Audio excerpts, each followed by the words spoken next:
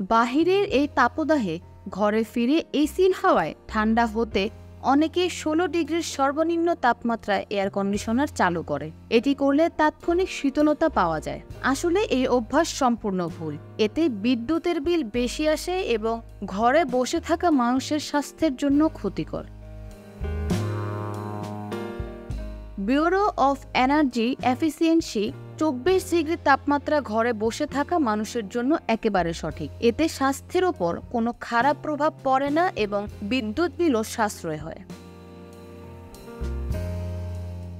Bureau of energy efficiency কেউ দীর্ঘ সময় ধরে 16 বা 18 ডিগ্রি তাপমাত্রায় এসি চালালে সেটি স্বাস্থ্যের ক্ষতি করতে শুরু করে। 16 ডিগ্রিতে ঘর দ্রুত ঠান্ডা হয়, এই ধারণা সম্পূর্ণ সঠিক নয়। আপনি যদি 16 ডিগ্রিতে এসি চালান তাহলে আপনি অবশ্যই একটু ঠান্ডা অনুভব করবেন, কিন্তু এতে সুবিধার চেয়ে অসুবিধা বেশি। 24 থেকে 27 ডিগ্রিতে এসি চালালেও একই সময়ে রুম ঠান্ডা হবে, কিন্তু 16 বা 18 ডিগ্রিতে এসি চালালে কম্প্রেসারটি বেশি লোড হয় এবং বেশি বিদ্যুৎ খরচ করে। এসির তাপমাত্রা 1 ডিগ্রি বাড়ানোর ফলে 3 থেকে 4% বিদ্যুৎ কম খরচ হয়। একটানা দীর্ঘ সময় এসি ব্যবহার করবেন না, প্রয়োজন না হলে এসি বন্ধ রাখুন।